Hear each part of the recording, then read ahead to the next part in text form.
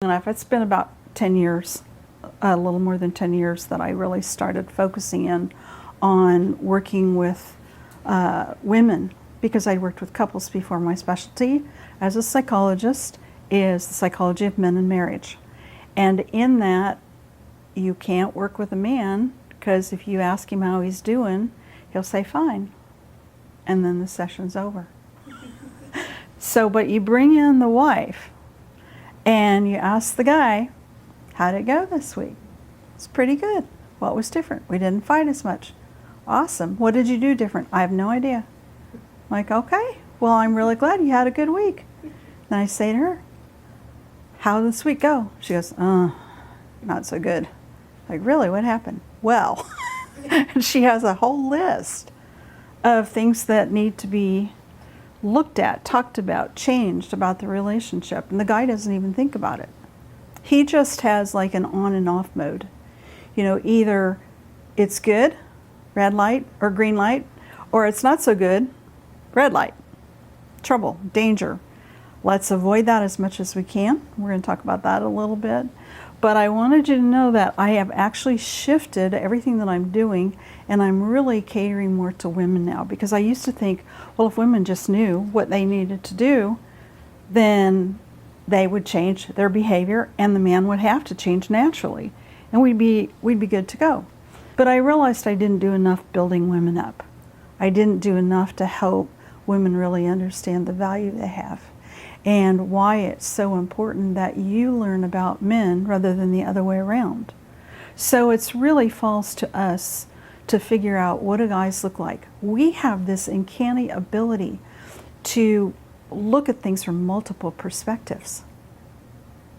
We can speak more than one language.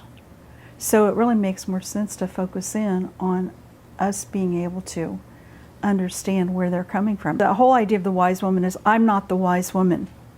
I'm the wise woman's guide. So I'm the guide, you're the wise woman.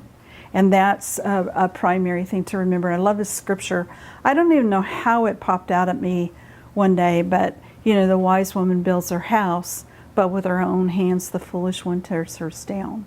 So we don't get taught anything about men. If you were lucky enough to grow up in a family where your mom and dad got along well and there was no drama and they gave you a good model, then you're good to go. You really probably don't need to learn anything.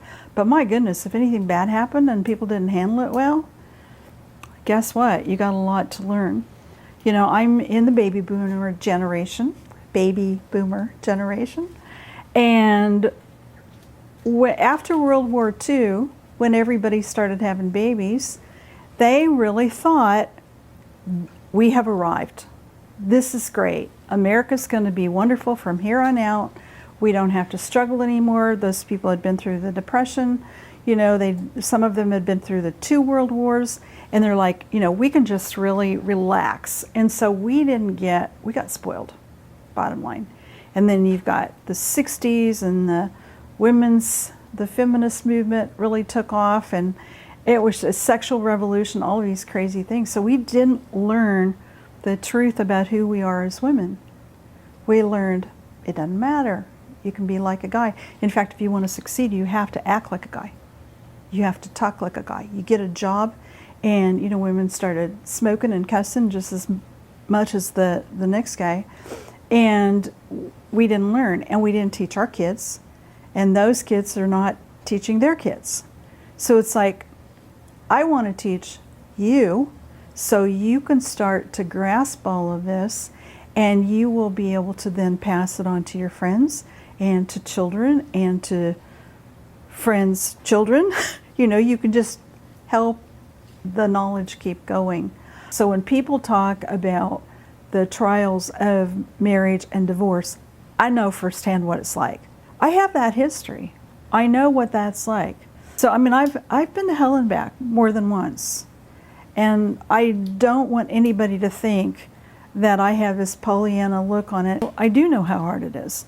But I also believe that it's possible to turn that around. And that's my passion, is to share that information with as many people as I can, so that you can see that there's a lot of hope.